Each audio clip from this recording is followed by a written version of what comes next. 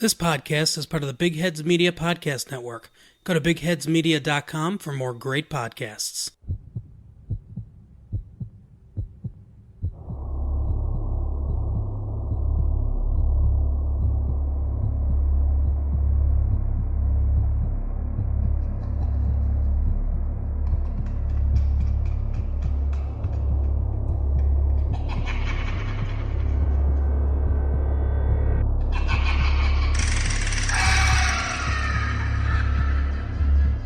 Licking the plate clean. Surviving edge weapons, literally. Hopper, Texas Stranger. All that and more. Welcome to the third installment of the Spooky Media Bros for October. You thought there was more after that. There wasn't. No. That's the scary part. Yeah. I'm Midnight Agent Raw. And I'm Okami. We're back with our second Cult Cinema Showdown of October, but the 34th overall. If you're keeping track, good job. Because it doesn't mean shit. Yeah, exactly. Episode 94 overall. Fuck, man, we're almost to 100. Fuck. Yeah, exactly. Okay. It's here. It's here. It's here. Friday the 13th, Part 6. Jason Lives. And Texas Chainsaw Massacre Part 2. You are probably, again, asking yourselves, why would you take a second part and a sixth part of two franchises and put them together? Well, first of all, don't question us. Second of all, they have a lot in common more than you think. Yeah. Third of all, don't question us. Yeah. Read the rules. It's actually in the fine print when you go to the website. There's a lot of shaking and springiness happening, and I'm sitting here wondering what the fuck is going on. It's scary. It's spooked. It's terrified. Our mic stand. It's my mic cable. It's scary. It's spooky. It's terrifying. It's my mic cable. Damn it, Mike. Mike Cable Tyson, get the fuck out. All fit. Okay, so let's kind of break them down like shortly before we jump in.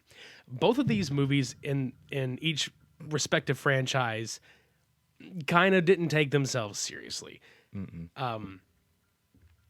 Now, especially, I say especially, like both of them especially, but I mean, we're going to go kick it off with Texas Chainsaw Part 2. Now, Tobe Hooper, the same director of the legendary original 1974 Texas Chainsaw Massacre, returned to do this one. But the big factor is that this is a canon film, dude. Yeah, if you haven't followed any of our other podcasts that involve Canon Group, boy, are you missing out. Yeah, and if you would like a real fucking deep dive into the canon film library, go check out our friends at the Wrong Company podcast. They just wrapped up their Canon of Canon series, and holy shit. They actually talked about this one, and they didn't have very many nice things to say about it, which I don't blame them at all. But there's a lot of charm to this movie, and whenever I saw it as a kid and when I saw it, growing up, and it's a hot take. Either people love this one or they fucking hate it. And I think that's what I really liked about these films in particular, especially this one, because it was so drastically different. But at the same time, it still followed, along with a lot of the precursor of the first one. Yeah, and the movie opens up with the whole read about the first movie, and not to get into it too much, but the main takeaways from it are that when Sally escaped the Sawyer clan 10 years ago, or 10 years prior to this, she talked about it in the hospital and to police and shit, and they went out and they found nothing, so the case got thrown out. So officially it never happened. Until now, when we start off with these two jackasses. Look, they really are jackasses, because if you think about like the term, hey, daddy's money, it's these two bastards in this car.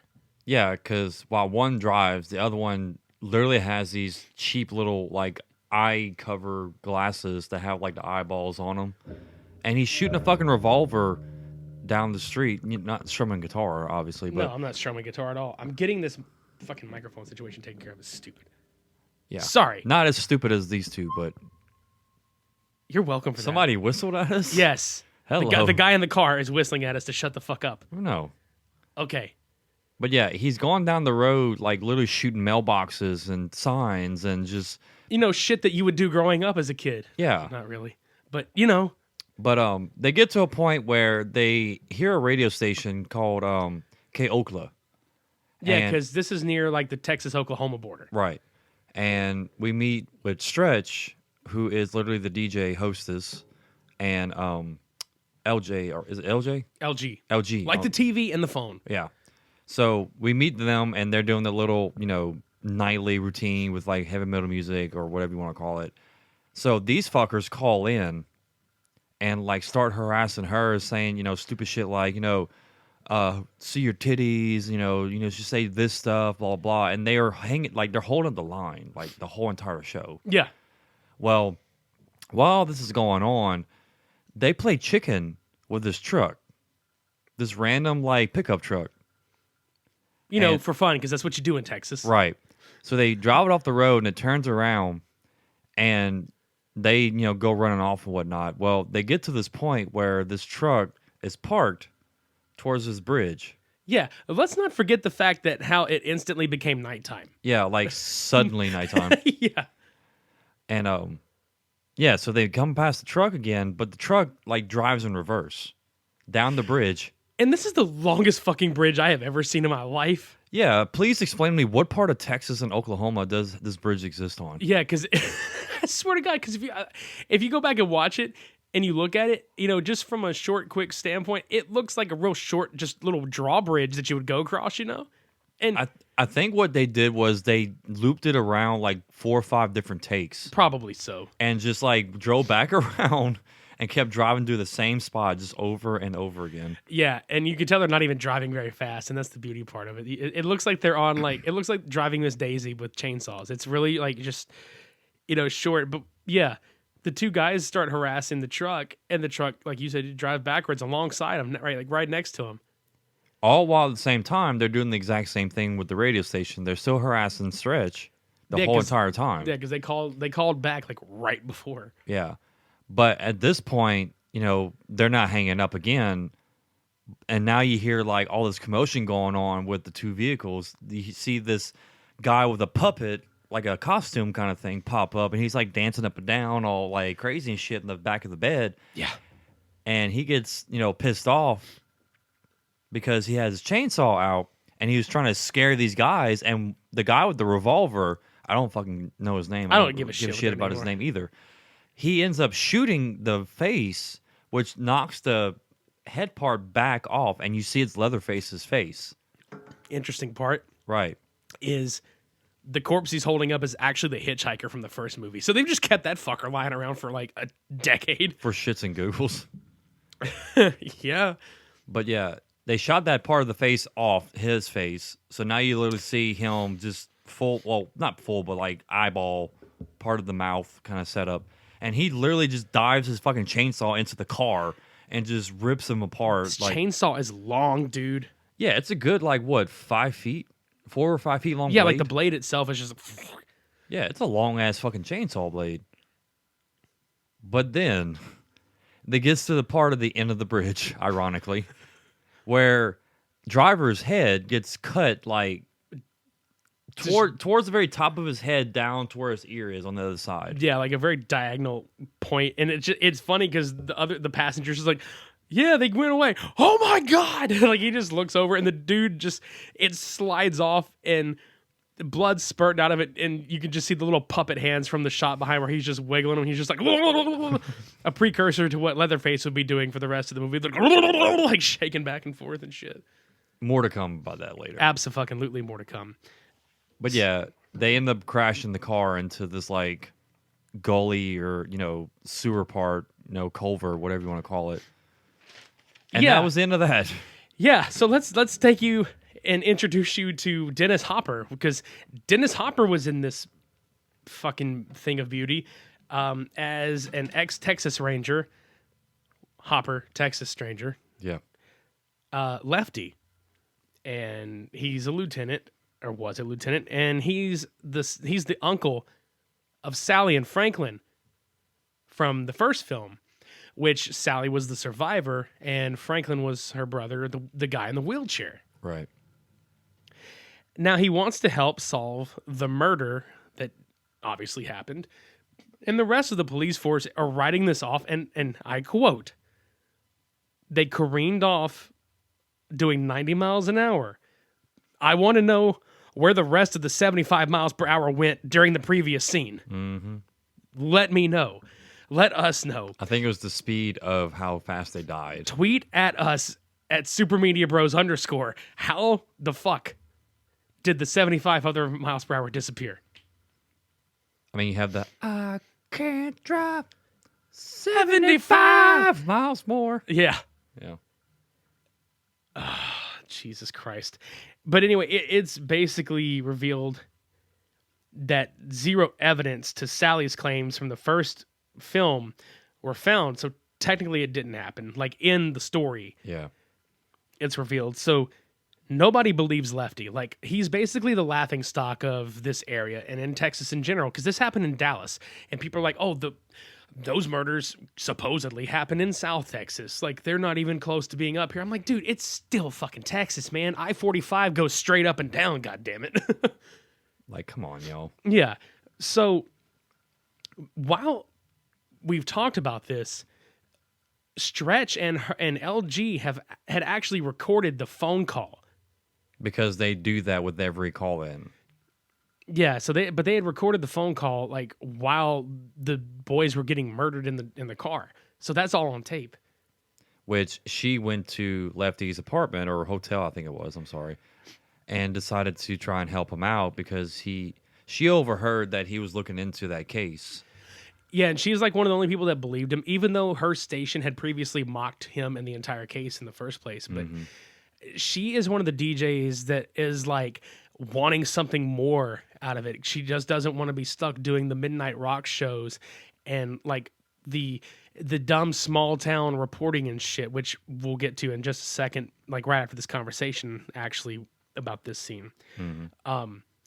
She basically wants to get Lefty on the radio to tell his side of the story, you know, and he's initially just like, no, because nobody really believes me anyway, and blah blah blah. So let's go to the chili cook-off, you know, being one of the remotes, as they call in radio when you're doing like, you know, when you go out to do coverage of like a local event, they call it a remote. Right. So she's on a remote at this fucking Texas, Oklahoma chili cook-off. And boy, oh boy, they don't skimp on the meat. At least Drayton Sawyer doesn't. No, he don't. Because for the second year in a row, he won. Oh, gee, I wonder why. Yeah. And it was funny enough, like the announcer for the winner. For the wieners. Wieners. Yeah, the wieners. Wiener. She took a taste of it. Because what they did was the trophy had a bowl on the very top, and they poured the winner's chili into the bowl, and it just like dripped.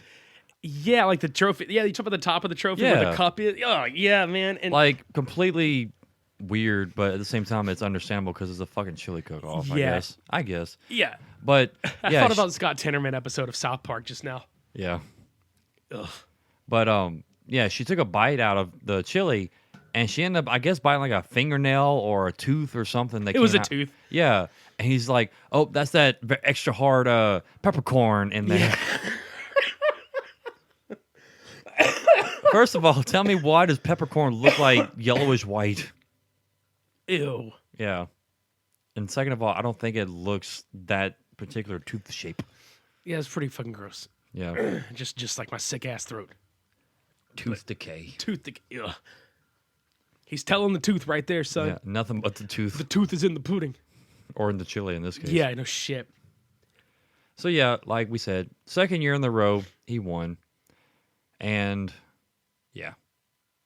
Gross ass fucking chili. Yeah, I can see why Stretch wants something more to do with it. It's like, dude, why do you...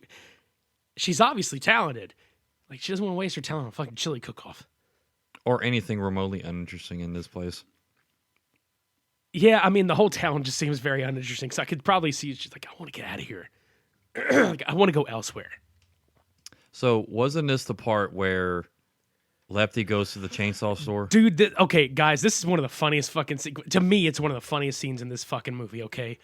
I found this one particular part hilarious for one particular reason. Yeah. But Yeah. Lefty rolls into this chainsaw store, goes right up to the counter, to the wall where they're all hanging, and he grabs the biggest one with one of the longest blades, and the way he holds it towards the camera, it looks like they would shot it for 3D, but he's holding it like it's his dick. yeah. And he's just like, just starting it up, and then he puts it down. First off, he slaps just like a wad of hundreds down on this fucking table. And then he gets like 2 little handheld ones, and he's fucking got them next to each other, and he's just like, like left, right. He immediately reminded me of Woody Harrelson from Zombieland for some reason. Like, he had the whole cowboy hat, the facial expressions, and then just him with the chainsaws. Like, I don't know why. It just reminded me of that. I don't know, dude, but it was fucking hilarious. He's just like, So, yeah, the clerk is just like, looking for anything particular kind of, mentality, and he's just not saying a damn word the entire time to him. But, yeah, he grabs all 3, runs outside, and the clerk's like, try it out. They got some gas in them. So Lefty yanks up the big one, and there's a test log right in front of it. test log. And you traditionally just go down the log. Like, you don't just do what Lefty does, right? He basically does this, like, sporadic chopping of the wood while the chainsaw is running, right? All while this is happening, the clerk, I guess he was having a fucking orgasm or something, because he was just like, oh, yeah. It reminded me of the scene in Punisher Warzone whenever Looney Bin Jim goes to break all the fucking mirrors so Jigsaw doesn't have to look at himself in the mirror. Yeah. And while he's doing that, Jigsaw is like, it's the most cringy scene in that movie. This is cringy as fuck, dude. Like, I swear to God, he's wildly hacking at this log, and the salesman is just laughing and coming at the same time. Yeah. Get that log. It should have had yeehaw. Yeah, yee wow. No, it's the fucking. Oh yeah, homeboy. The fucking cowboy in the mountains. Cowboy Mountain. That's what I would imagine. This fucking. You should have put that sound clip in there instead. But seriously, I can just imagine that happening. I didn't even think about it until just now. That's what it sounds like to me. He's just like, in his mind while he's like sawing.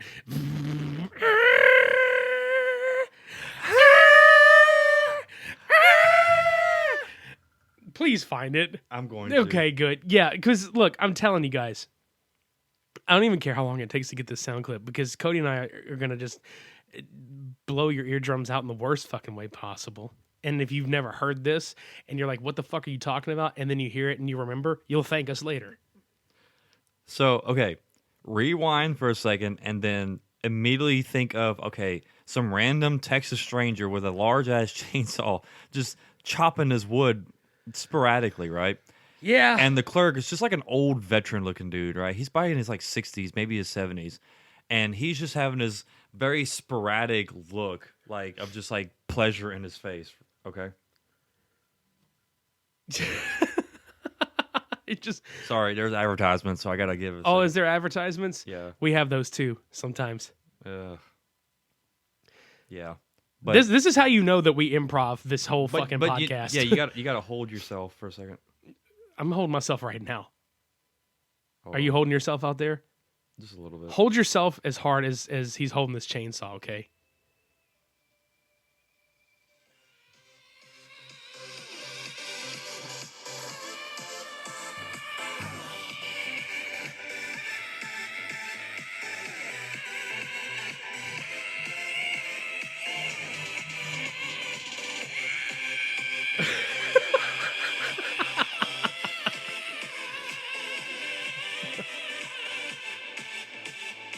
That's Dennis Hopper with the store clerk.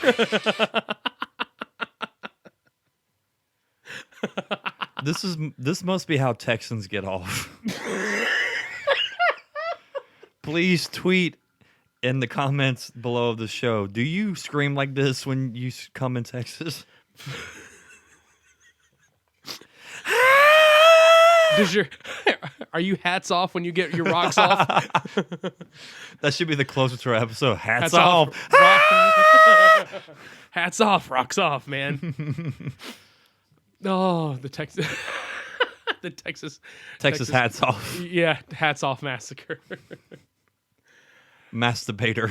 Jesus fucking Christ. But yeah, that happened, and then Stretch. I think for a second, wow, that was just too orgasmic for me.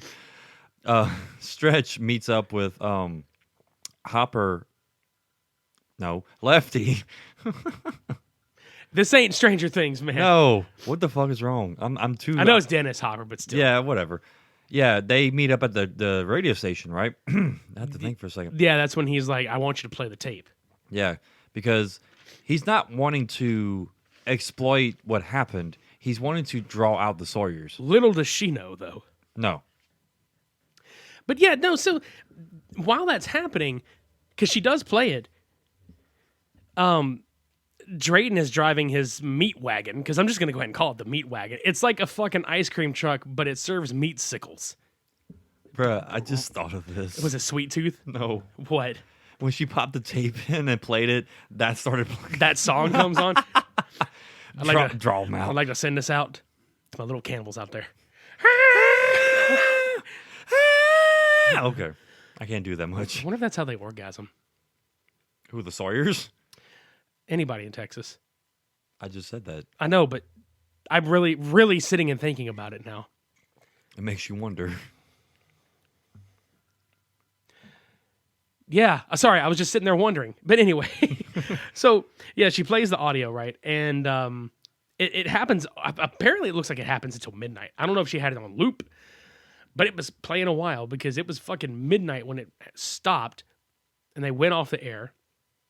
And apparently Drayden gets a call from one of the boys saying, oh, they played that on the radio? Yeah, that's what I was saying. He's driving his fucking little meat wagon. Yeah. And he gets his little, mobile phone call. I told you not to call me on this number. What do you mean? I fucking love it, though. He's just like, I got to do everything. Y'all gonna be the death of me. He fucking pulls his fucking truck over. Yeah, so anyway, they show up at their station, well, namely Chop Top, which Bill Moseley's just the fucking man. I don't give a shit who you are. Yeah, he's fucking awesome in this movie. Shows up as fucking Chop Top, and he's looking like fucking hippie Beetlejuice, man. Yeah. Straight up, and I love it. He's like, music is life, like with his fucking peace symbol, and I'm just like, this is why we love you, Bill. All while he's lighting a coat hanger end with a lighter and sticking it up in his hair. Yeah, he's just like scratching up in his hair, and he's like picking and eating, and you're just like, what the fuck?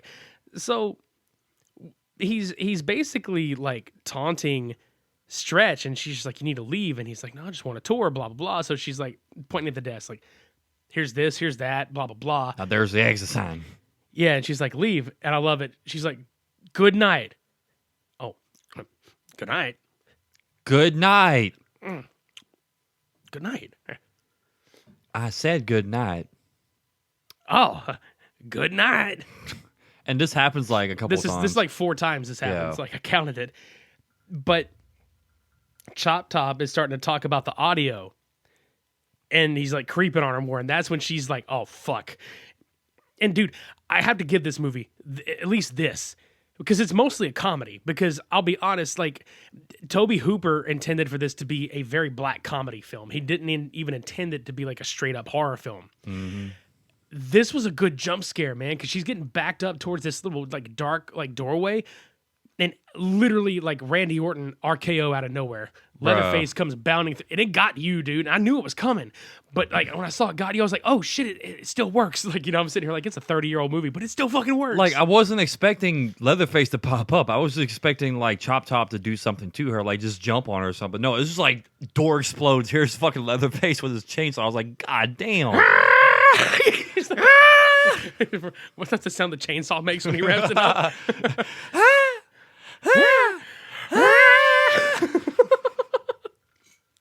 But no, he comes running out, and I was just like, holy fuck, that's still a great jump scare. Mm-hmm. Well, Leatherface winds up fucking Chop Top up when it happens, because he like knocks him to the ground and knocks his wig off. And then you see that Chop Top has like a giant like metal plate in his head, and it's showing because he's been scratching the skin off of it and eating it. It's so fucking gross. Mm-hmm. And he's just so obsessed with that cut on his plate. Like, God dang it, you cut my plate. You stupid son of a bitch. Like, he's yelling at Leatherface, like, get her. And that's when he does his little fucking dance. Truffle shuffle. Yeah, so Leatherface takes the chainsaw over his head, and it looks like he just wiggles his hip side to side and like waves the chainsaw back and forth and puts his head side to side. It's literally the truffle shuffle. Yeah, he acts like Chunk. I'm like, what the fuck is he doing? He's like a Sloth and Chunk, like he's the two. Yeah, he's the 2 in 1. He's Cloth or Shunk. I mean, name him either way. Leather Chunk. Oh, but yeah, he ends up chasing Stretch. I can't even think now because I'm just screaming so much. No, he ends up chasing her into this, like, I guess like a pantry room or some kind of like storage room or something where she slides the door closed and locks it. And he's just like, running the blade across the door trying to scare her or shit. Which it's a good little throwback to the first one with the big, the big sliding metal door. Mm-hmm. Yeah, and he's like trying to cut at it and shit. And she's just sitting there like, They're screaming. Which, that's one thing. Like, homegirl, I can't remember her name. What was her name? I don't remember either, and I feel stupid. But the actress that plays her, like, she has really good lungs, like, for a screamer. Yeah, and that's kind of how she won her audition over. I did remember reading up on that. When it was her turn to go in and audition, she actually ran in the room with Toby Hooper and the other casting dude. But she ran down the hall screaming and then shut them in the door and put chairs up against the doorknob and locked the door, like, before she gave any of her lines that she was supposed to deliver. And like, that's how she secured the role. But she's really good. Like, she's a good actress too. Caroline Williams. That's it. I didn't want to be wrong. I was like, I think it's Caroline, but I was like, I'm not gonna fuck this up. That was the first thing I thought of too. It's like, no, hold on. Right. But yeah, she gets trapped in the room, all while Chop Top is like, going through all the vinyl and shit, just being raindrop, chop top. And LG comes back with, I guess, takeout or something, and he's like, "Hey, what the fuck?" Shit! Hey, lick my plate, you dog dick! What the fuck? Best line of the whole fucking movie. Fucking Chop Top, lick my plate, you dog dick. What? I don't even care why or how. Just yes. Thank you for that. Exactly. But yeah, he ends up tackling him with the fucking, just brute force. I don't know how. And he grabs his fucking hammer and just melees him so fucking hard. Dude, he beats the fucking shit out of him with that hammer. And you literally just hear him like, just, yeah, busting his fucking skull. And you just see LG's body just like twitching from the pain. And yeah, it's pretty much. I mean, I swear to God, like that's, yeah, you lose. Mm-hmm. He's out. He fucking punches shit out of him. All while this is going on, there's this weird sexual innuendo happening with Stretch and Leatherface. So he finally gets in, right?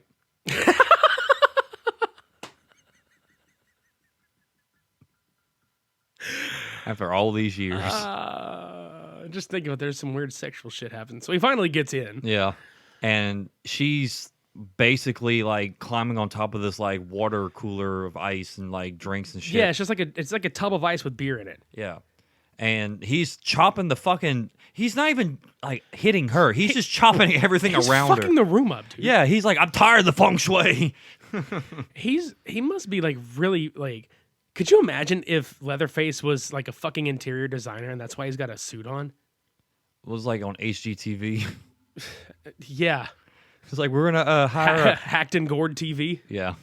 Yeah, we're going to hire this interior decorator to come in. He just literally truffle shuffles in. You know what's really stupid? It should have been Gunnar Hansen playing him, and then it could have been GHTV. It could have been Gunnar Hansen Television. Yeah.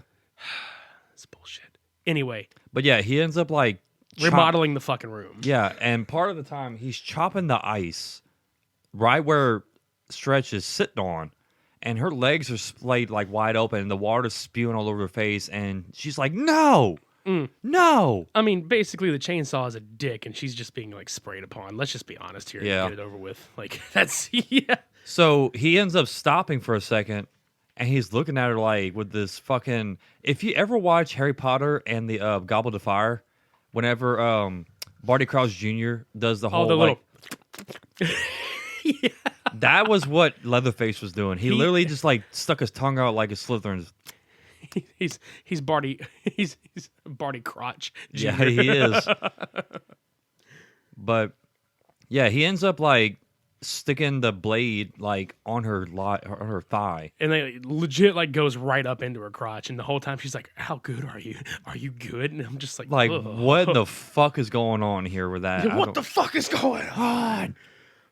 And he does this like he fucking freaks out and leaves. Yeah. But he does this mating dance. That's what we call it. His little truffle shuffle mating dance before he leaves.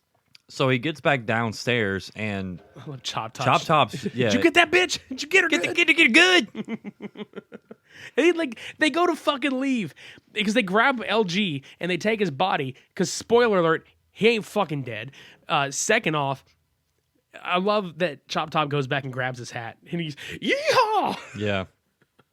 He's like, ah. Yeah. Anyway, so they fucking leave. They get in their truck with him and they take the fuck off. Yep. So Stretch, instead of just letting it be, she follows them because the script says you need to do this because otherwise we have shit for Dennis Hopper. Yeah. So she follows them to this, I don't know what it is. It looks like this giant abandoned like rock formation / probably like an amusement park run. I don't know what it is, dude. It is the weirdest fucking location and lair I've ever seen in my life. But it's Yeah. cavernous underneath. Like there's a bunch of shit underground. It's weirdly enough like the Alamo, but an amusement park. Yeah, so she gets there, okay, and she sees them go inside, and then this car starts chasing her. And they can't even build the suspense over this part, and she's like freaking out. They're playing the music and everything. Dude, how can you not ignore the 10-gallon hat in the driver's seat? Like, it's obviously, like, Dennis Hopper, okay? 10-gallon hopper. Yeah. But yeah, so he gets out, and He's like, sister? yeah, sister, and she falls into this fucking hole, because there's just magically this trap door she falls into, and Yeah. I love how he tries to save her by, like, trying to stick a bone arm down there. He's like, no, come on, grab onto it. I know I fucked up. I did you wrong. I'm sorry. Take my strong hand. I used you, girl. Shake my strong hand. Just hop on out of here. We'll get out of here. Hop on, Dennis. Yeah, hop on. We'll get on out of here. Yeah. My name Dennis the Menace Hopper. We'll get on out of here. But yeah, she don't get out at all. No, she falls even deeper into this quote-unquote rabbit hole because it's fucking deep. Yeah. It's like Alice in Texas Land. Jesus Christ. God damn it. Alice in Blunderland because everything's fucked up. Blunter. Yeah. So yeah, she ends up falling all the way down. And we get to this part where it's like Dennis, I mean, God damn, I keep saying Dennis, but I mean, fuck it. It is Dennis. So Dennis, yeah, parks his car and he like straps on this sash of like something. Like he looks like he's Chewbacca, based with this like little. Oh, you're talking about the little belt system that he's got to hold his chainsaws on his side and Yeah. shit. Yeah, so he's got all this crap to hold these chainsaws on him And then he literally just goes in like fucking Ash from Evil Dead's like, bring it groovy. all down. Urgh. Yeah. God damn it, dude. I mean, and we kept saying this the whole time. Even though it's cavernous and there's rock, there's still piping. How did they not hear this shit? How did they not hear this man that obviously made the first biggest mistake in his movie career, aside from Super Mario Brothers? He was probably actually sitting there like, bring it all down, talking about, he's like, oh, my career is going to be in shambles after this hunk of shit. Bring it all down. Yeah. It's not as a big a hunk of shit as Mario Brothers was, but still. God, no. But yeah, so he's going in there, and I want to know how far this goes. It goes pretty fucking far. Yeah. I don't know, man. But she hears the family arguing, like she's way down in the bottom of this motherfucker. And Leatherface finds her God, this is so weird. because he's been like chopping skin off of LG's body and hanging it up.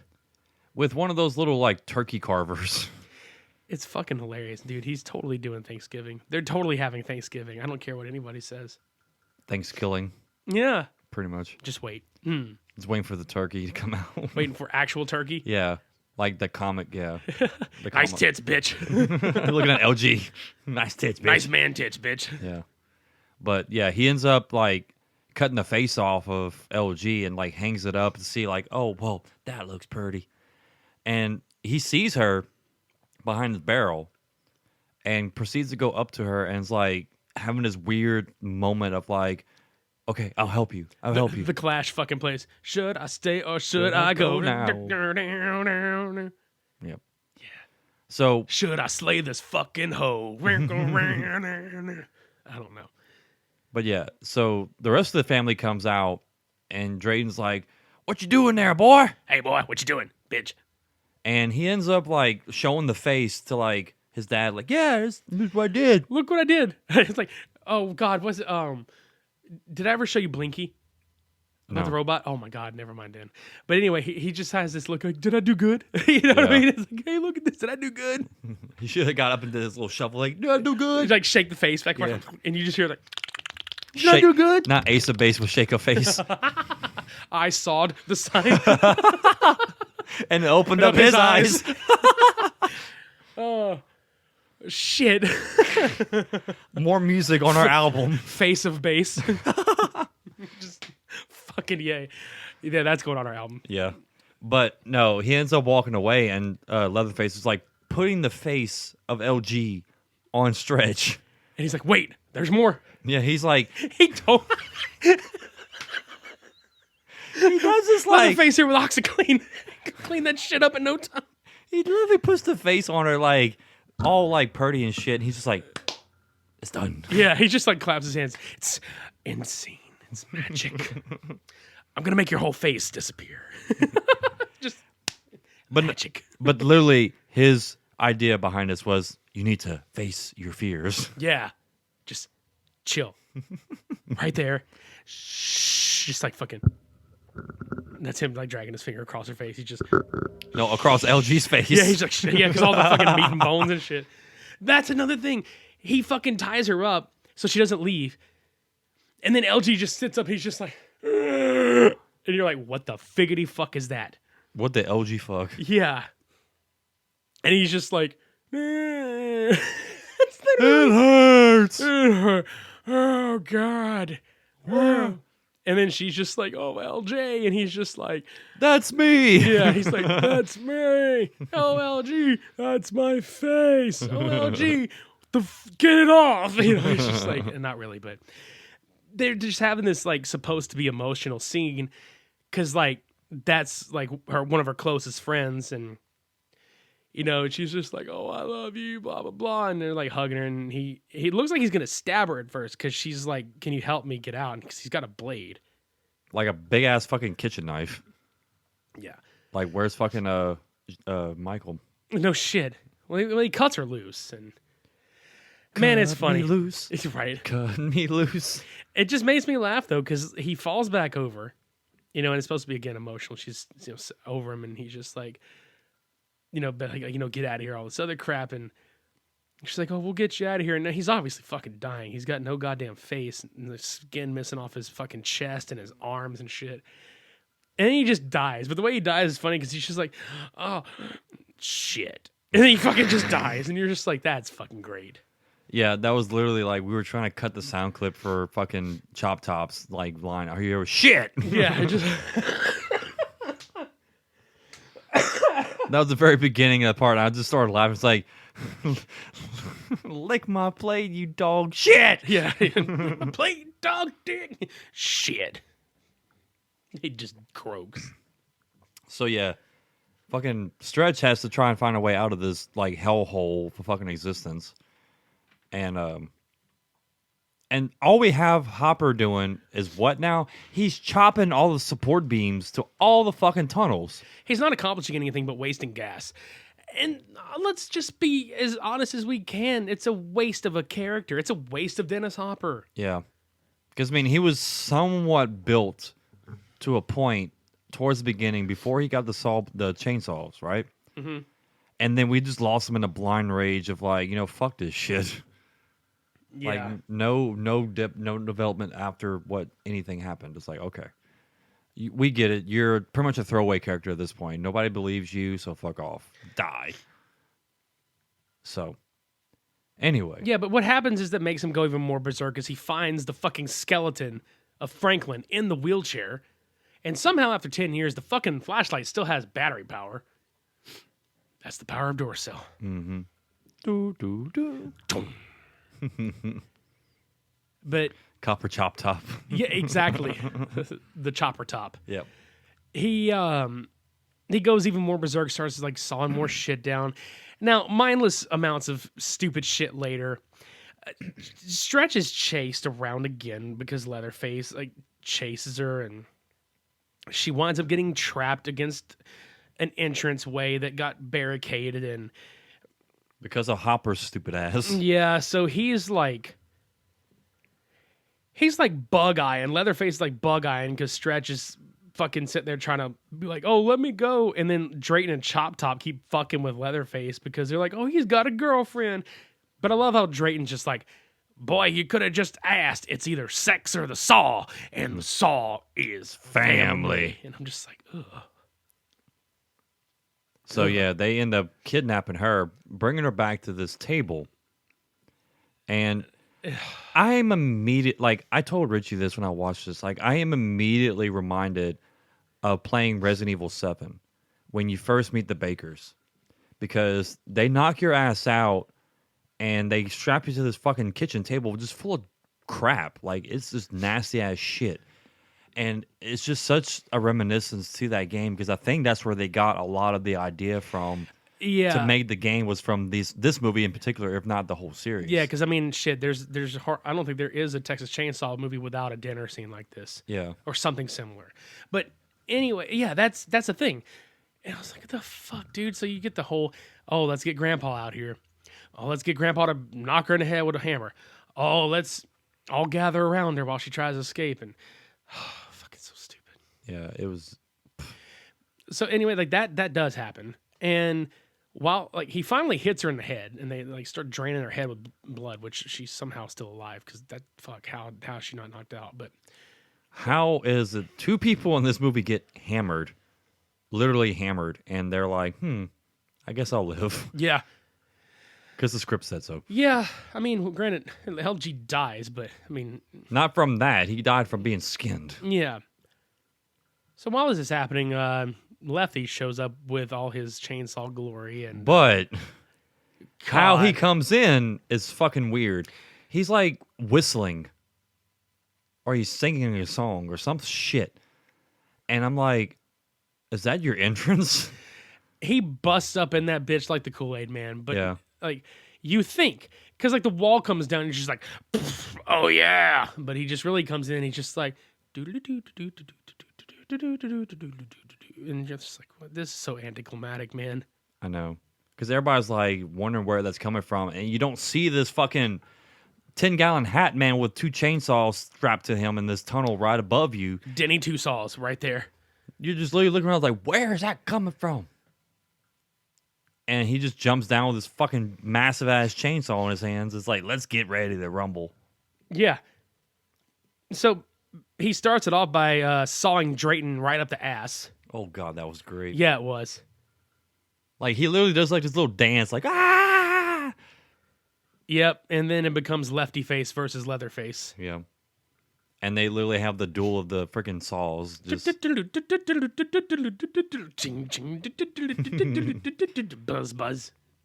And again, I'm reminded of Resident Evil 7 because there's a fight scene with Jack Baker and your character, and it ends up with chainsaws. So I'm like, man, they're just pulling from this movie really well. So Yeah, and I mean, we don't get much else after this because you don't even really find out what happens to everybody. I mean, unless you really pay attention, you don't know what the fuck happens. So just to give you a quick rundown, and we'll get to the fucking end of it because this is pretty much it, dude. yeah. Drayton goes under the table. With I think Grandma, Yeah, no, Grandpa. Grandpa, Or he pulls a corpse. and he's like, now It's the grenade. It's the grenade that the hitchhiker had. I think it's the hitchhiker corpse. okay, so yeah, he ends up pulling. It's like, where's my what did he call it? I don't remember. Basically, some kind of like bag of like, I don't fucking know. He said, "Okay, my last resort." Basically, He's Yeah, like, that's it. yeah. So he's like talking like all this talk, and he's like, "Finally, time to pull the pin." He pulls the pin. It's a fucking it's a grenade, dude. Yeah. And All while, excuse me, I'm burping. All of that's going on. Hopper is still fighting Leatherface, and he ends up like gutting him in the stomach, and through the back. it was just so funny because you literally see like them turn each other To the camera. for the camera to make sure that the saw blade is inside of him. Yeah, this is a real good special effect. It's not just we're gonna put it on his side and let So yeah, he ends up losing the chainsaw in his gut, and he grabs the both small ones and just starts like just going Hopper again. Yeah, so while that's happening, Stretch is being chased like through the tunnels and up to the top by Chop Top. And while all this happens, you hear an explosion. So we assume that Drayton took himself, Leatherface, and Lefty out with the explosion. Yeah. So all that shit happens, right? And they finally get to the top of this this part of this it's like a giant rock formation. I don't know what the I think where it's the like a fuck they're watchtower or something. at. It's built out of rock, dude. Like it's fucking weird. Yeah. But Grandma is up there, skeleton and all, holding a brand new chainsaw. Skeletor, Yeah. So this whole time now, Chop Top is probably the scariest person in this whole thing because he's really quick on his feet and he's just psychotic and shit. Mm-hmm. He's the only real true like terrifying thing about this movie, and it's mostly a comedy, but still like he starts slitting his own throat with a razor. Yeah, which is so Yeah. Basically just being like, I'm not fucking afraid to die. I'm going to fucking kill the shit out of you. And so she grabs the fucking chainsaw and he's pissed off because he's like, you killed Grandma. And it's like, dude, she's already dead. But, they're fucked up, so whatever. She's trying to start this chainsaw and he is just hacking away at her back with this razor the whole time, the switchblade razor. Which I feel like it's some kind of like dance routine because the way that they're doing is like she's doing this like 80s like aerobics kind of montage while she's and I'm like, this isn't believable at all. But it reminded me of that scene in Shaun of the Dead when they're whacking that dude with those poles to the beat of the music. That's kind of like she revs, and then when her arm comes back down to go to rev, he slices, and then as she revs up, his arm goes up, and it's just like in succession, like she's Synchronized slicing. exact synchro-sliced. Synchro-sliced.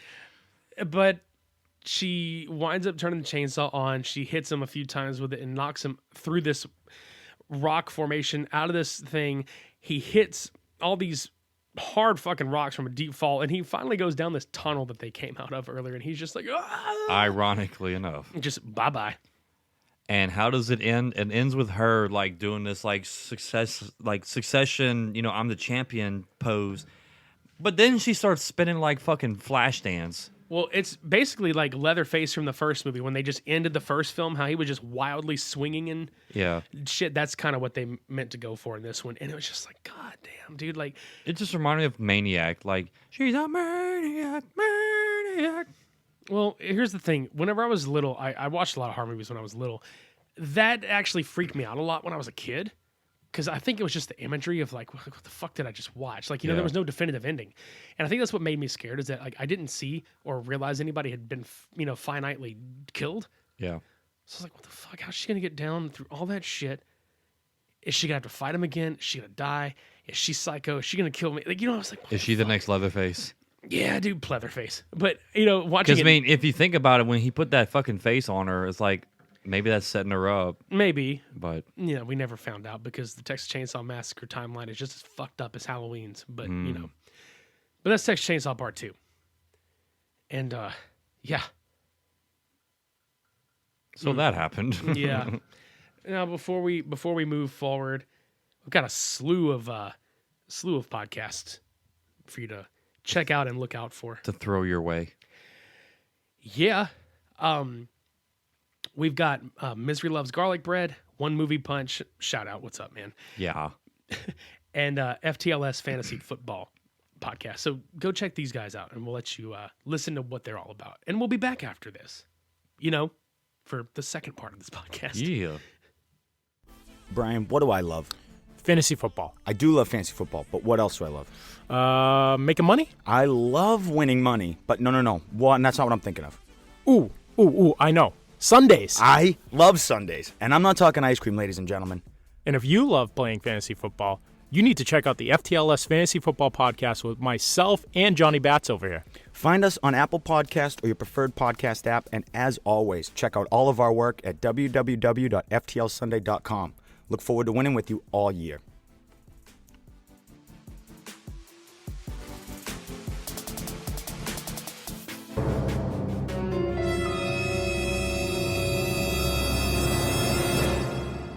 On a podcast. Sorry. On a podcast. Anyway, I'm going to start closing up the One Movie Punch secret volcano lair, and we'll meet you back at home. With a secret volcano lair. Wait, volcano lair? Really?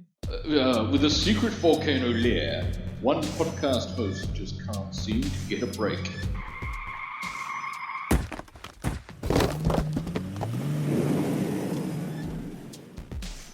This October, Oh, what happened?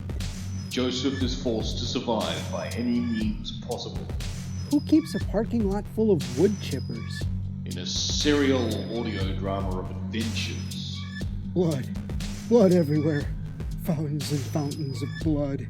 That can only be called Reign of Terror 2019.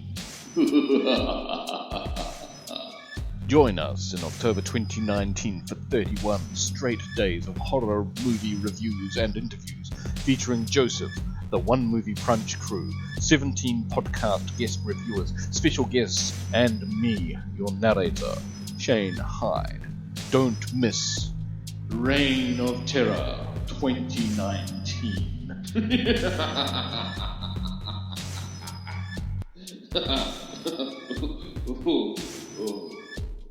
Wait, does this mean I missed Joker? No.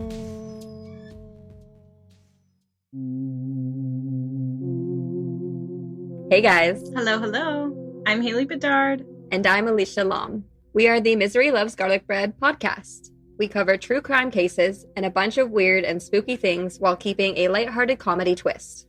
Our true crime part covers topics like serial killers, con artists, cold cases, and so much more. As for spooky, we're talking paranormal experiences, conspiracy theories, urban legends, and all things that go bump in the night. Join us every Sunday while we share a loaf of garlic bread, ramble on, and overshare way too much about our lives. Way too much, guys. We're active on social media outlets. Find us by basically just searching Misery Loves Garlic Bread. Listen to us on Podbean, Spotify, Apple Podcasts, and any of your usual listening platforms. Hey, Alicia, where are we living? Oh, on the spooky side.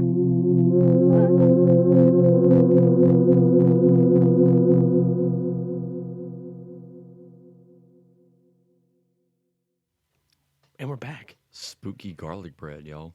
I like garlic bread, though. But not to be spooky. I don't give a fuck.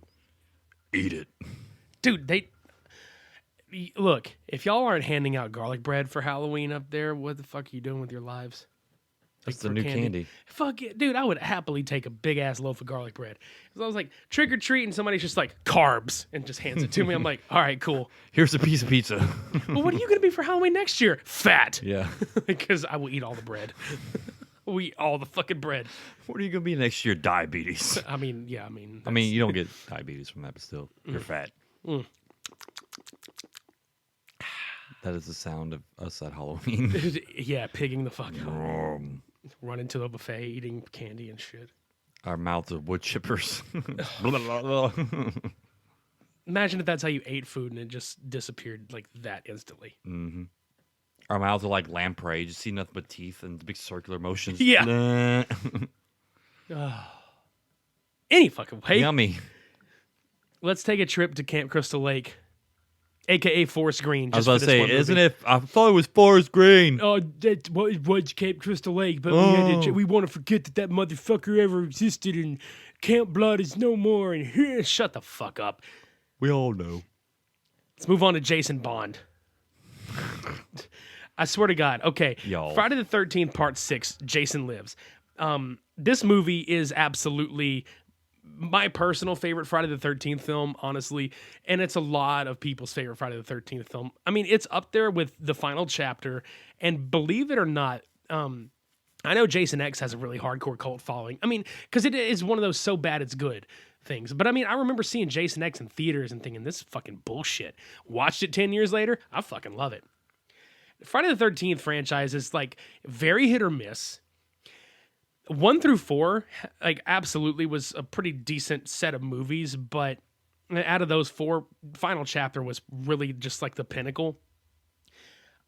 They kind of missed the mark a little bit with A New Beginning, which was where there was a copycat, Jason Voorhees, and Tommy Jarvis. The character like started out in final chapter and then kind of wraps up in this film. Now, Tommy Jarvis definitively kills Jason in the final chapter, gets sent off to this this little living community in a home with a bunch of other kids because he's psychologically traumatized. Right. Well, that movie kind of set him up to be the next killer, but they kind of retconned it a little with this one. And then that actor didn't come back because he was like a born again Christian, so he didn't come back. So Tom Matthews took over, which is pretty much to me the definitive Tommy Jarvis. Mm-hmm. And that is including Corey Feldman. So I really like the guy. Now this movie opens with Tommy Jarvis and a friend of his driving in the middle of the night to a graveyard. Basically the same setup with the first movie on this one. Yeah. You know, just 2 people riding in the fucking vehicle going somewhere crazy. Yeah, because I mean, you know, Texas Chainsaw and Friday the 13th. How do we start this? Riding in cars with boys. Yep. But yeah, they end up getting to the graveyard, and Tommy is he's so convinced that Jason might be still alive because he keeps having these visions that he's still around. So what does he do? He goes straight to his grave to prove that he's actually dead. Shovel, gas, everything. He wants to burn his corpse and send him to hell. Right. So they get there, and after finally digging his ass up, they open the fucking casket, and it's just maggots upon maggots upon maggots on a body. Yeah. And his friend's like, "There, he's dead. Are you happy?" No, he's not happy. What does he do next? He grabs his fucking like fence, like metal rod fencing, and just stabs the fucking shit out of his body. Like repeatedly. Until his friend's like, "Tommy, you gotta stop." So he finally stops, but he leaves the pole in his chest, which definitely comes into play in a minute, because, you know, there's rain. And what follows after rain? Lightning strikes. Yeah, so thanks to Aerosmith's Lightning Strikes music video for the umpteenth time in this podcast, Joey Kramer flies off the drum set and Jason Voorhees is fucking reborn. No, Joey Kramer flies into the rod and reanimates. It's the soul of Joey Kramer in Jason Voorhees, and he's just pissed off. The whole movie deals with Joey Kramer's soul in Jason Voorhees' body, pissed off because he didn't get enough credit on any of the earlier albums.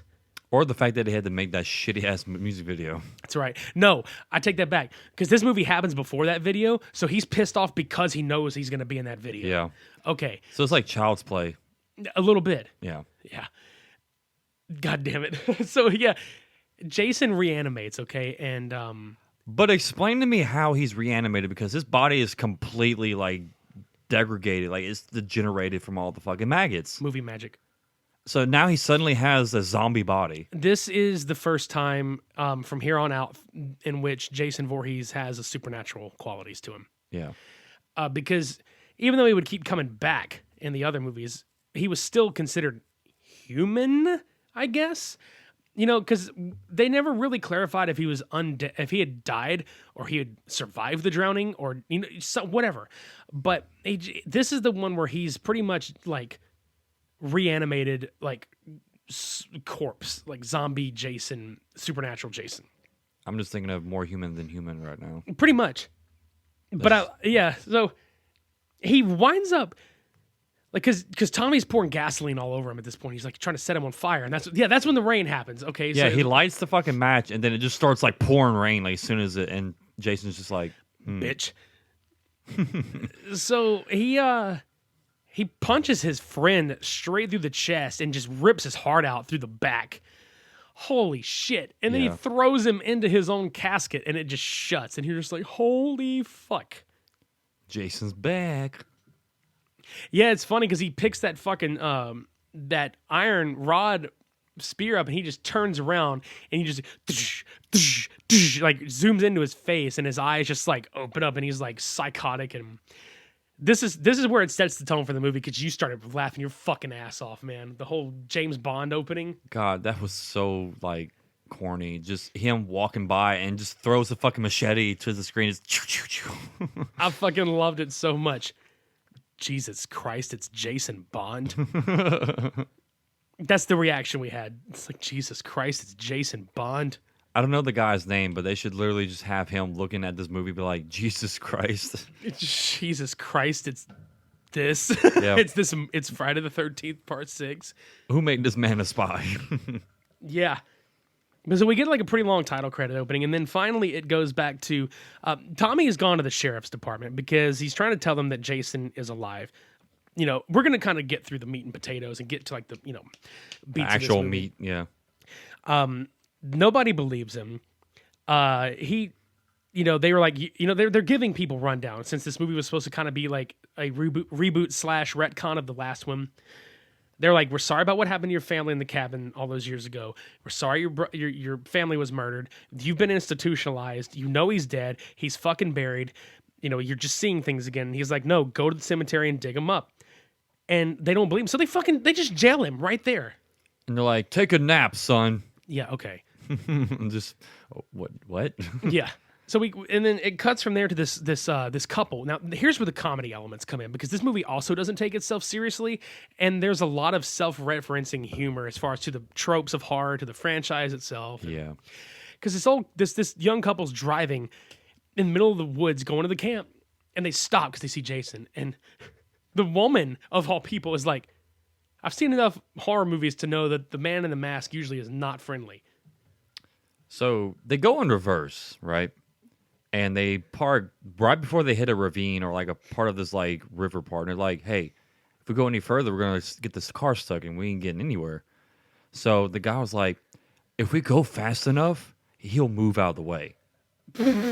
Really? Good luck. So they dart towards Jason, They right? dart to Jason. They dart to him. And he stands there Like- with the fucking rod in his hand. Like, bitch. Dude, do you know who the fuck I am? I'm fucking Jason, bitch. Jesus Christ, I'm Jason Voorhees. Yeah. So he ends up like making him try to move, and he jams that fucking rod like in the driver's side tire Like, through the fucking hood. Dude, yeah. I was like, oh, fuck. Love So it. at this point, I love it. Well, we're not going anywhere. at this point, they're like, maybe we should leave. And I'm like, fucker, how are you supposed to leave when you have a fucking impaled tire? Yeah, and the rod, it won't turn because the rod is still stuck in the thing unless he takes it out. Yeah, because like, yeah, we're going to back out. I'm like, try. Bitch, how? Go ahead. I like how the guy's just like, oh, well, I got something for him. Yeah, your little micro penis machine gun. It's not even a machine gun, but it's a little micro penis ass like. Dude, the gun. barrel is like as big as my pinky. Yeah. So he pulls this out, and she's like, are you nuts? And he's like, I got this. No, you don't. He fucking stands outside, taunts Jason. So Jason stabs him with the rod and just fucking right over his left shoulder and throws the dude off screen. Like, he's just gone. It was as Looney Tunes as you can get. You just hear, yeah, it's Yoshi. But yeah, homegirl tries to get out, and she ends up like falling into this like puddle of water behind her. And she's like, I love no, this so much. no, hold on. No, here's some money. Oh, I love it. She tries to fucking bribe him. With like a fucking American Express card. Who the fuck uses American Express? Well, dude, this was like the height of American Express, where you didn't leave home without the motherfucker. I know, but still, I mean, even that was a reputation back then. It was just Yeah. like, who fucking uses American Express? Well, here's the best part. She's looking around because he's gone. You're just like, what? And this is, this has been a big topic of discussion throughout the entire Voorhees canon or whatever. Is that when he became reanimated like this, Jason, and it's even addressed in the video game that just came out a couple years ago. Jason actually has teleportation powers, but we don't explicitly see it. As fast as lightning. Yes, exactly. Lightning strikes. He's there. He's just like Aerosmith, and he just pops and poofs. It's like Kramer. Yeah, Kramer. So he disappears from right in front of her. no noise. And she's like, where the fuck is he? Then he all of a sudden appears like he's gonna teabag her, but he just like shoves his rod right through her mouth. I mean, well, yeah, he does that. He doesn't really stick his rod. Not his dick. Okay, I am sorry. Let me do. He shoved the metal post. He shoved his stick in her. No, that's not it either. God damn it. So there's the same metal rod from earlier that resurrected his ass actually went into her throat. Okay, look, fuck it. Jason deep throats this chick, okay? Yeah. So he deep throats her and she drowns. And you just hear pling! Like all the water just coming up and shit. And there's her American Express card just kind of floating away. Don't leave home without it, but it will leave without you. It doesn't matter. He was so offended by that card. That's why he killed her. Like, bitch, I take Visa. Maybe even MasterCard. You're about to discover why I don't take American Express. I don't take checks. Yeah. Nah. Yeah, so he kills the shit out of her, right? And then we cut back to where the sheriff's station is, and all the camp counselors show up in town, including Megan, who's the main female lead, which is going to wind up being Tommy's interest in this movie, who is also the sheriff's daughter. Wrap your head around that. Yeah, think about it. Shows up, flirts with Tommy in the jail cell. Sheriff's like, I don't fuck with him. He's very dangerous, blah, blah, blah. Okay, so they agree, and they're going to escort Tommy out of their jurisdiction, because he's just like, I don't want to fucking deal with you. It is, like, about to be Friday the 13th, and we don't want to fuck with you. Yeah. So the groundskeeper at the graveyard comes across everything, and it's just like, this is like a little bit later, but I'm trying to like wrap this up. He's like, comes across it, and he buries him. He reburies the hole. While drinking his fifth. And breaks the fourth wall, you know? And he's like, who would dig up Jason Voorhees, you know, and just shovels it back in. Dun, dun, dun. So Jason, you know, obviously goes back to Crystal Lake. Counselors arrive. Megan tells Jason's story as all the kids arrive, like outside of the window. Mm-hmm. And now I will point this out. Aside from flashbacks, this is the only Friday the 13th film in the entire franchise where there are kids at the fucking camp, dude. If you really think about it, yep. Never once were there kids at the camp. But we get introduced to a fucking paintball match. This is the best. And we get like, I guess it's like some salesman co-workers like having some kind of some corporate shit. Yeah. So we get this like really nerdy like grandma's boys looking dude, Bubbles, with the fucking goggles. He fucking does look like Bubbles from Trailer Park Boys, man. Oh, I thought it was Trailer Park. Yeah, you're right. Yeah, that's what he looks like. He looks I'm sorry. like fucking I don't know why I say grandma's boys. Oh, they look like grandma's boys anyway. Yeah. But anyway, so yeah, he's literally trying to act commando, even though he's like nerdy as shit. Commando. Crystal Lake Commando. Jesus fucking Christ. There we go. Okay. Yeah. So yeah, he's being doofy as shit while the other three, well, four technically, but three of them actually found each other. She shot two of them, and they had to walk around the rest of the match with the dead bandana around their head and stuff. Well, home dude who got shot first was pissed off, was like, oh, it shouldn't be a woman in this. You know, she should be in the kitchen where she... I'm like, okay, we're really getting this sexist shit out of the way. Oh, okay. yeah, but hey, it's cool, because when this happens, you're just like, I want to see him die now. Yeah. And how does he die? By chance? He gets fucking grabbed by Jason, shoved into a goddamn, like, stump of a stick on the tree, and just... Pfft. You make a nice decoration right there, you yeah. piece of shit. And then there's another guy that's... You think it's Jason at first, because there's a machete, but it's one of the other guys hacking shit. He's pissed off because he lost and everything, and Jason winds up grabbing this dude, flings him into a fucking tree. He hits the fucking tree. Where his face was is a blood print with like a perfectly cut out smiley face carved into the tree, which is fucking hilarious. And it's so Looney Tunes here, because then Jason just like picks the machete up into frame, and the guy's arm is still attached to it. And he's just like, he doesn't say it, but you hear it. You can imagine the grunts. Yeah, he's just, you know, and that's it. And but he kills the fuck out of all these people, okay? And he chops the other three off. He chops the other three heads off at the same time. They're standing next to each other. He just cuts them. Right there. Like I don't understand how, but like you said last night, it was like supernatural Jason. Fuck, he does it. Yeah, and not just that, but at this point, it's like when they just, dude, this movie was totally meant to be funny. Mm-hmm. I don't care what anybody says.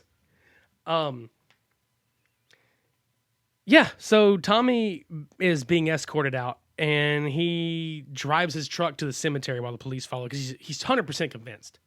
You know? So right before he gets to the edge of town, he just darts off back to the cemetery. Yeah, because it's like right there. Yeah. And the police follow him in, and they're just like, see, there's nothing here. And they're pissed because obviously there's no hole. He's dumbfounded. And he tells the groundskeeper, he's like, you've got to tell him. He's like, you need to dig it up, and it's not in there. Jason's body's not in there, blah, blah, blah. And I love it. This is like one of the best, like, you know, cut scenes. Because the guy is just like, do you think I'm a fart head? Cuts right over to the kids right after that at the camp. Yeah! Beautiful. And this is where Megan's like trying to hype up the kids, like, y'all ready to have fun? Yeah! You ready to not think about boys? Yeah! And the other girls are like, what is she doing? We don't know. Also, I think I mentioned a death that doesn't happen until later, if I'm not mistaken. With the tree stump? Or the stick? I think that was later on. Yeah, I mean... I think my mind is just like, all the deaths are funny. Yeah, I was going to say, like, it's all the same at this point. Yeah. But anyway, so yeah, back to this. You know, she's literally trying to hype up all the girls, saying, like, they're ready for camp, yeah. And they're wondering where, what's his name? The guy that was with him. I can't remember his fucking name. Anyway, they ask about where he's at. Is it Court? Court. Yeah, they asked where Court was, and one of the girls was like, he's probably off, you know, showing the guys, you know, nature shit. Yeah, because like right before that happens, Tommy finally gets put to the state line or the county line, and the groundskeeper gets killed with his own bottle by Jason, and then Jason kills this random couple in the woods. Yeah. And these two deaths were shot post-production because the producers wanted more kills in the film. Right. So it didn't matter if they were there or not, honestly. Blood and on neither tap. did these characters because they were just nothing kills. But yeah, that's when we go to another first in the entire franchise. This is the only film that doesn't have a shed of nudity in it. I mean, this is a sex scene, but it's probably the least raunchiest sex scene I have ever seen in my life. Mm-hmm. They're basically grind dancing on each other to Alice Cooper. Yeah. And I'm like, okay, I can dig this, I guess. Soaking his penis. Yeah. But it is reminiscent of Troll 2. Because yeah, another fucking... You have a camper, again. You have some random chick and some random dude, again, having some fucking weird makeout or sex scene again. Except it's not as corny. Yeah, no corn in this episode, guys. Sorry. No fillers here. Exactly. But yeah, so... before this happened, also the counselors were. One of the counselors went to the cabin because this little girl Nancy was having a nightmare about a monster. She saw a monster, which she saw Jason, but it's playing into that whole trope of like, oh, monsters aren't real, blah blah blah, and all that bullshit. Yeah. That'll come into play later, but yeah. So Jason pulls the plug on the RV, and the whole spiel happens. Oh, RV, the power went out, so chick sends Court outside and. Couple more horror tropes of where like, oh, he's gonna peek around the corner of the RV and get killed. No, he doesn't get killed. He's gonna bend down to pick the fucking cord up and plug it in and stand back up. And somebody's gonna be there. Nobody's there. Mm-hmm. But we get like a good cheap jump scare where she scares him, where Nikki scares him. And he's like, okay, fucking get back in the RV. We're getting out of here. Yeah. So he's driving off real fast, right, and slinging her around the RV, and she's just like, what the fuck, And he's just like, I'm trying to get the fuck out of here. Meanwhile. She's trying to walk up to the front. Jason pops out, yanks her into the bathroom. Mm-hmm. He cranks more Alice Cooper. He's like, yeah, I'm feeling good. I'm feeling pretty good about this. And she's just struggling, getting smothered by his hands in the bathroom. And he's like, you taking a dump, babe? Can I come watch? And I'm just like, you fucking nasty shit face. Like, yeah, literally. And dude, the death that she gets was fucking legit, though. Yeah, she gets shoved into the mirror, but it goes through the wall. You can see the impression of her face through the other side. Yeah, like on the outside of the RV. Yeah. It was fucking great.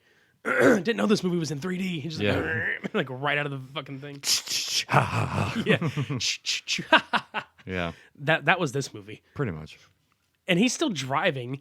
So Jason just walks up behind him and just sticks him right in the temple with a dagger, like right through his fucking skull. The RV flips and catches fire. Jason pops out the damn door and just stands on top of it just for a very prolonged shot, which was pretty goddamn cool looking, actually. You know, I just realized that Jason had like a tool belt almost. Yeah. Like a little utility belt, because he had like so many fucking edge weapons. Dude, I'm telling you, this could have been like the precursor to surviving edge weapons. When you travel to Crystal Lake, be prepared. You may find somebody in a hockey mask, and it shows like the Asian guy that is dancing, like with the knife in his hand. And it's actually Jason with the mask on. He's like, the knife culture is back in full effect. Make sure to wear hockey mask for protection against knife attacks to the face. He's just like dancing around and shit. Jesus. Please let this happen. Protect yourself very well. There's nothing to see here. Just go away. Just get out of here. Just go. Fuck. So Megan starts arguing with her dad over Tommy again. Sheriff gets called by the deputy about all these murders, and the sheriff thinks Tommy's done it, and blah, blah, blah. Meanwhile, Tommy's pretty much prepping to, get rid of Jason, reading like occult books and shit. He calls the sheriff, which Megan answers because she's there by herself. And she tells Tommy like that she believes him, is wanting to help him, blah, blah, blah. Jason finally heads back to the camp because he left in the RV. Mm-hmm. Right as the sheriff is looking over the crime scene, finds the paintball people, and then they get the whole like, oh, he picked a perfect day to do this. Why is that? Happy Friday the 13th. Ha ha ha. Okay. Yeah. Trope. So Jason takes the phone systems out of the camp. And dude, the way he kills Sissy, the first chick of the other girls that were there, she fucking goes outside the window and just pours his soda out. She thinks it's court. So she pours his soda out. And dude, Jason straight up, like, once he gets her, he just twists her head completely backwards and rips it off. And you're just like, fucking hell. Which we want to point out, a lot of the violence in this movie happened off camera. Mm-hmm. Because they heavily edited this one down. It's not even, like, this is probably the least violent of all the fucking ones I've seen. Yet, even though you got, the heart with the beginning, just him grabbing it through his chest and pushing it out. Yeah, I think that may have been the actual most grotesque one in this one, which, I mean, fuck. I'm glad they kept that one at least. Yeah. Yeah, so I think after that is when, Megan picks Tommy up because she tells him to stay where he's at, and she picks him up in her car. Yeah, they proceed to travel to get the supplies that he demands to kill Jason with. And they come across a roadblock, and she's like, get down. Oh, yeah, and he's like, yeah, because she tries to escape him, and finally her dad is at a barricade where they're going to be at, and she's like, end of the line. He just sits up out of her lap. Oh, shit. Yeah. Which I think is funny because, like, earlier, the sheriff was like, oh, he's with my daughter. He might do something crazy. And then not even like a second later, she's driving like, a bat out of hell, and Tommy's just leaned up, real soft-spoken from her lap. Please don't do anything crazy. He's like the most least harmful, like, I say most least. He's probably the least harmful thing in this movie. Don't do anything crazy, eh? Yeah, please don't. The little girl wakes Paula up because she, like, you think it's Jason, but she found the machete. And then that's the other girl, the other camp counselor. So she's like trying to figure out what the hell is going on. I love how she's trying to calm her down. It's like, well, what do we do to not be scared? We'll scare them because they think it's the other counselors doing it. So they're like, okay. So they go outside the cabin and they're like, I don't know, they're like touching the posts or something. Yeah, I don't know. And then you see Jason just pop up. Yeah. That should have been like choo choo choo ha ha ha ha, like, I don't know. That's something. Yeah. But anyway, so Megan and Tommy try to convince the sheriff to go to the camp, but he makes them stay at the jail and puts Tommy back in the cell. Mm-hmm. Which at this point, you start thinking, oh, Megan doesn't believe Tommy anymore, which this is totally stupid. Because we'll get to it, in a second, but Jason starts peeking through the fucking window as Paula walks outside, that was a creepy shot too. When she's putting Nancy back to bed, she stands up and Jason's like right there in the fucking window and just like walks in in sync with her, like as she's walking to the door. Mm-hmm. Bruh. I mean, more horror tropes. The open door, like it opens on her because she goes back to her cabin. The door opens. She's like, what the fuck? Phone's dead. The door shuts by itself. Dude, but this was the fucking best one because you were fucking laughing at this because he fucking, you know that, y'all listening out there, y'all ever seen the Big Bird Vine where he kicks the fucking door down? Yeah. That's Jason. He fucking Big Birds through the fucking door. And he just goes in, and it reminded me, and I want you to like give your perspective on this because like to me it reminded me of those old Looney Tunes cartoons. When notice the theme here, everybody, like the Looney Tunes shit. When like there would be like a bar fight at a saloon, and somebody's like, "Hey," you know, they go in and shut the door, and it's the still picture of the saloon shaking, and you use your, you know, and fighting happening and shit. That's what this reminded me of. Yeah, like the blood sprays and everything. Dude. Okay. So right before this happened, like right before she actually dies, you just see like a splurt slash of blood, just like little laser sounds. Yeah, and just shit. like that too. And then you see Paula just fly through the window like half body out. She cocks forward, and then Jason's like, "I ain't done with you." Pulls her right back. He just yoinks her back through the fucking window. Like yoink, Scoop. Nope.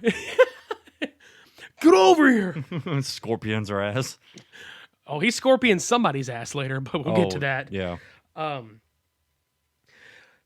Yeah, that dad was fucking funny to me. He's like, nope, I'm not done with you. Yo, bitch, I'm not done with you yet. Get the fuck back over here, eh? Surprise, motherfucker. Yeah. Oh, man. But anyway, so Tommy and Megan are back at the sheriff's station, and they do this kind of fake argument thing. So she winds up going to the fucking cell. He kisses her.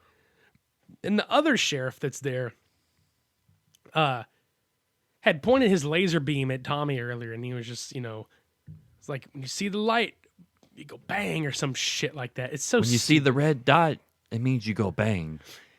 Yeah. But let me point out to you the laser pointer on this fucking pistol, okay? The pistol itself is not very big. However, the laser pointer is bigger than the pistol. It looks like somebody taped a pin to a Coke can. Yeah. So fucking Megan grabs the damn gun out of his satchel and is pointing at him and literally turns around. He has the fucking Rudolph nose from the laser pointer. And she pretty much demands that he lets him out. So they ended up swapping out. I'm not going to do that. Well, I'm not the one with the funny red nose. Yeah. So he ends up giving the keys to Tommy to lock the door. He's like repeating the same exact line that he told him in the graveyard. I was like, well, you see the red dot, that means you go bang. Yeah, bitch. So they drop the keys and they take off to go find Jason, basically. Yeah, and Tommy's plan is to send him, to kill Jason for good, is to send him back where he died originally, which is to drown him in the lake. Mm-hmm. But yeah, and then Jason sees Nancy, the little girl, finally, like he's in the cabin with her, and he just like peeks over her head. And it's so like, I didn't really care for this sequence. It was funny because she starts doing like the Lord's Prayer right there, and then the cops show up and Jason just walks out and she opens her eyes and she's like, "Oh, it worked." And I'm just kind of like, no, little girl, you got saved because the fucking boys in blue showed up. Except because the Super Troopers fucking showed up. Yeah, the boys in khaki. Bruh, can we get like a straight up remake of this shit, but it's Jason meets the Super Trooper guys? Mm-hmm. How fucking... I mean, I realized Club Dread was a thing, but still, that would be a funnier It would thing. be. So, Broken Lizard, fucking do it. and call us. But yeah, we get to the docks, and one of the cops is investigating the area, and he's just like, I forgot what he found on the ground somewhere around the dock.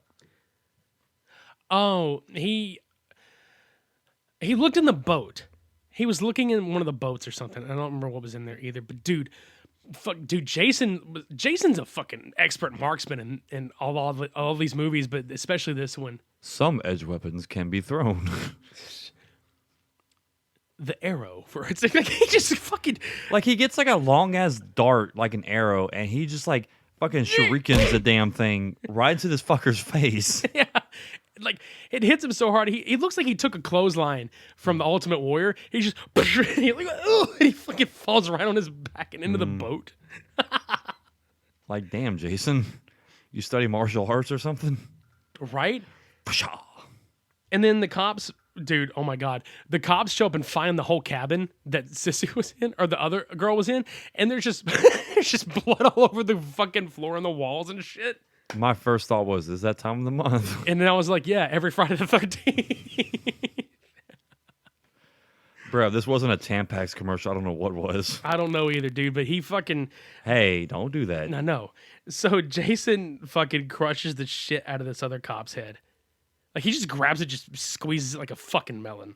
Yeah, and like, what's his name? The sheriff. He like finds him later on. He's like freaking gushing snot out of his nose, like thick ass snot. I was like, yeah, ugh. yeah. He fucking falls over and sees him. And he's just like, he goes, like,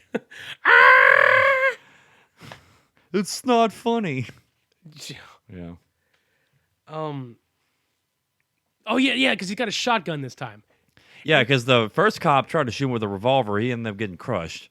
That's it. And then he got the fucking shotgun, knocked his ass down. Dude, oh my fucking Dude, God. okay, this was probably my favorite part of the movie because whenever Jason would get knocked down, the sheriff would fucking like make sure he was dead. And he would rise up, but as soon as Jason would rise up, you hear the music go, ding! Falls back down. Jason would be like, ding! And again, ding! I mean, it happens so fucking much. I just like, this isn't fucking funny. It reminds me of Cannibal the Musical when Trey Parker keeps hitting the one dude with the arm, and you just hear ding, ying, ying, and no matter, he just boinks him, just like, you know, jokingly taps him on the nose, ding, ding, ding. And I was like, yes, please, God. He finally kills his ass. Not Jason. Bruh. Okay. This was probably the best death in the fucking movie, honestly. He pretty much folds him like a foldable chair at a fucking football game. Just. Yeah, he fucking like scorpions him. Like, imagine Freddy versus Jason when he folds the dude up in half in the bed, but without the bed. Yeah. And you just hear like he pretzels his ass, just twists. Yeah. And just leaves him there. Just like, yep. Yeah, because and then while all this happened, this was a really funny part in the movie. Megan shows up and goes in, like, because Tommy's trying to go set the dock up or whatever. Megan shows up and finds all the kids because the sheriff gathered all the kids and stuck them in one cabin, put them underneath the bed. And she's like, you know, it's me, I'm here. We're going to go find and, you know, get rid of this guy. Y'all stay where you're at and I'll come back for you, blah, blah, blah. Well, she finds her friend's head. Yeah. And she screams. And the kids... Two of these kids just look at each other. He's just like, you know what I think? I think we're dead meat. Real dead meat. But then Megan sees Tommy in the fucking boat in the lake taking off. She's like, Tommy, no! You can't do this alone, blah, blah, blah. Yeah. And the kids still hear this, and the kid goes, yep, we're dead. So what were you going to be when you grew up? And they just look at him like, what the fuck? Fucking great. So yeah, fucking Jason sees the kids, and Tommy immediately sees Jason. He's like, no, come see me. It's me that you want. He turns around like... He's fucking calling him everything in the book, from like an asshole to like a... pussy. Yeah, he's like, you pussy, you know, you son of a bitch, you know, wuss. Like, he's taunting him everything he can do to get him to come in the water. Right. So Jason just fucking marches into the goddamn water, which I'll give a lot of these movies that. Like, I really enjoyed the intensity that a lot of the different actors had brought to play Jason. Because this guy, like, I can't remember his last name. His first name was CJ, but he's got like an ex-military background, so he's got like this very like stiff, you know, like legitimately military, you know, perfect, like straightforward, intense walk. And he's just marching. Graham. Yeah, CJ or CJ Graham. Yeah, so he's just walking into the water, and you're like, holy fuck, dude, he's about to like fuck you up. That was probably like one of the scariest parts because like this dude is so fucking like on 10 at this point. Like he's gone. He's like, no, you're fucking mine. Yeah. He's like, you made me throw my fucking arrow. You made me get rid of my machete. You made me have to use my hands, you know. And my fucking combat knife. You made me crunch a dude in half. I got in a fucking wreck. All because you're a pussy. Yeah. All because you couldn't handle the lightning strikes. You couldn't handle Joey Kramer. But yeah, so basically Tommy's like contraption that he's using is a fucking chain, like a big thick ass chain tied to a rock. Big fucking rock. And what he's trying to do is basically get him to like stay underwater once he wraps it around his body. So Jason basically disappears into the water, like no head, no nothing. And he just, he fucking yoinks out. Cha, cha, cha, cha. Fucking 80 sound effects. Right? Grabs him and they start like struggling in the fucking boat and he like falls over. So Tommy grabs like the gasoline and pours it around the boat and lights it on fire. I fell into a burning ring of fire. I went down, down, down, and Jason climbs up higher. And he burned. Oh, fuck. But yeah, so now they struggle again with the same. He comes back out of the water. And Tommy's struggling trying to get the fucking chain around his neck. But he ends up breaking the boat in half because like all the pressure from The Rock, not the actual Dwayne The Rock Johnson, but The Rock in the water, the boat. Jason does like his best Eddie Guerrero tribute and just frog splashes him through the fucking boat. Yep. And you just see Jim Ross now. By God! Stop the damn match! Boat God! But yeah, they're struggling in the fucking water. And he ends up getting the chain around his neck and he drops down to the ground. But he ends up grabbing Tommy and like pulls him down and starts like strangling him in the water. So he ends up like he's not going to die, obviously. But he looks like he's dead. Yeah, he passes out and floats to the top. And I forgot to mention this earlier. So this is the same sequence, like same action that happened with Megan that the kids did. So whenever the cop told them to jump underneath the beds now, they literally like on camera like jumped, like dive bombed. Oh yeah, underneath the beds, like very excessive but funny. I mean, literally they did it. So. And Megan at this point does the same exact thing. She like fucking dive bombs into the water and starts swimming to the boat, trying to get Tommy. And guess who's back in town? Guess who's Jason. back? back again. Jason's back. Kill your friends. But yeah, she ends up trying to reach for the propeller of the motorboat. Oh my God, dude, bruh, that was great. This was fucking great.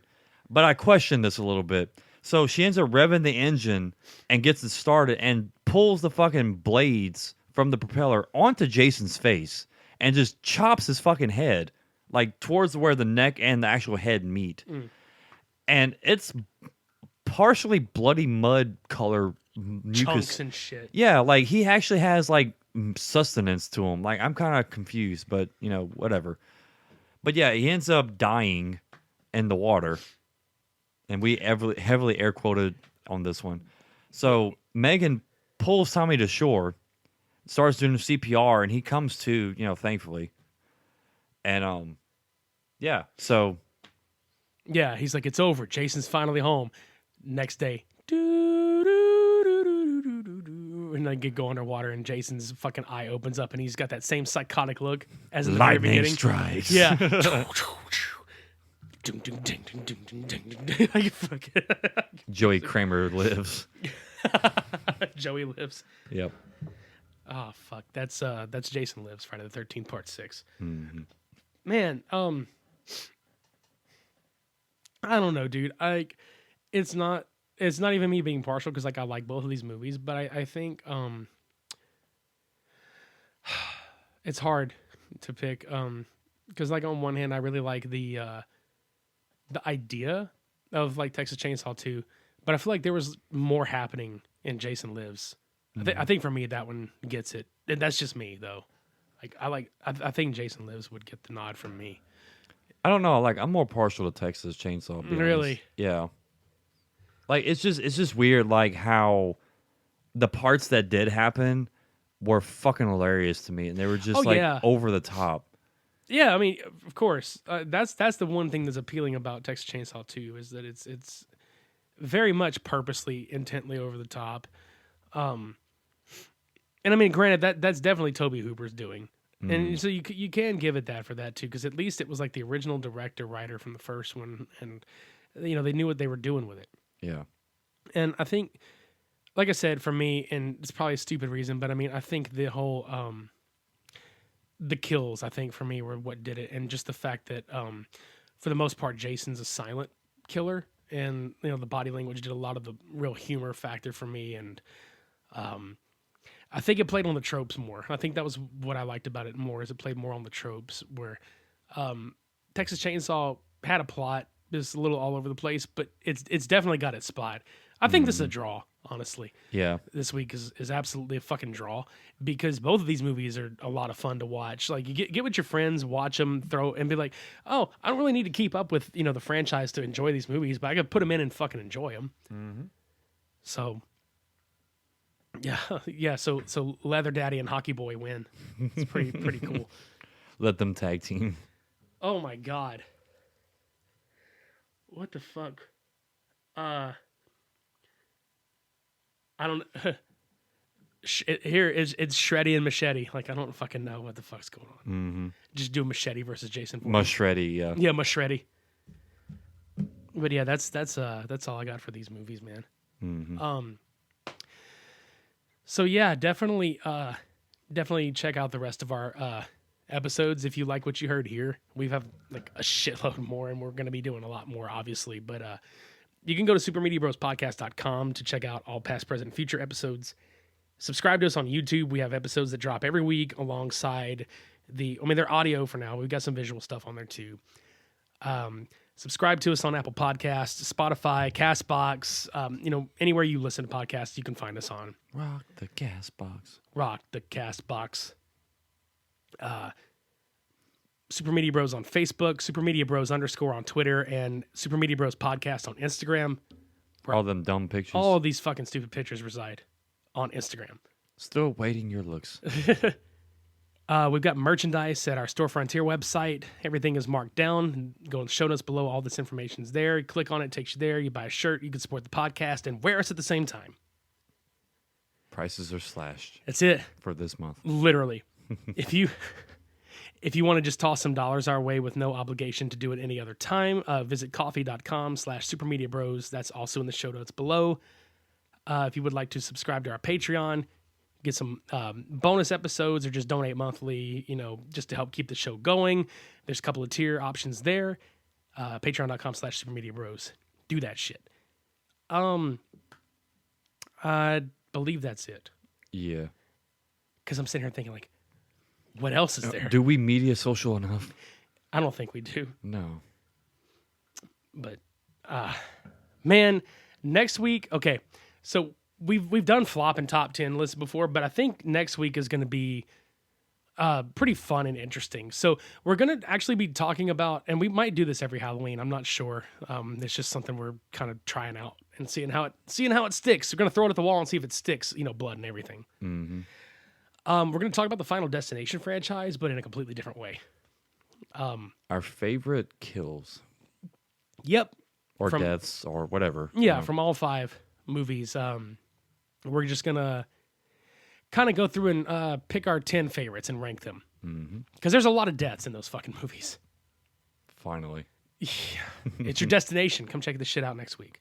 You're destined to be here. Yeah. And we know there's only 4 Fridays in October, but God damn it, we're going to make 5 episodes in October, because on Thursday, October 31st, we're going to do... we're going to do it. We're going to talk about Halloween 3 Season of the Witch versus Children of the Corn on the next Cult Cinema Showdown. Yep. Creepy fucking kids in both of those movies, and creepy things happen in both of those movies. I don't know why, but I just love Halloween 3 so much. Dude, I'm telling you, and Children of the Corn's a favorite of mine too. Like, both of these movies are fucking great. Like, we kind of shit on Halloween 3 last year. I'm not going to lie, because as a child growing up, I was pissed that Michael Myers wasn't in it, but like, I think it grew on me. Like, the more I watched it, I was like, this is actually a really pretty fucking solid movie. So, I mean, I can't tell you how many times I referenced the Silver Shamrock thing. The Shamrock like quote, like this, like "Baba Days Till Halloween." It's catchy as shit. Yeah, yeah. And the best part about it is that John Carpenter had to do with the movie. He helped write some of the score. There was cameos from some of the actors from the franchise. Tom Atkins is in it because it's fucking Tom Atkins, dude. Like, goddamn. But yeah, we're gonna talk about that. And Stephen King did Children of the Corn. That movie. Just it's creepy. It never fails to creep me out. So that's gonna be a really fun matchup. Oh yeah. And that actually comes out on Halloween. So god damn it, you're getting 5 fucking podcasts in October. How many days do we have left till?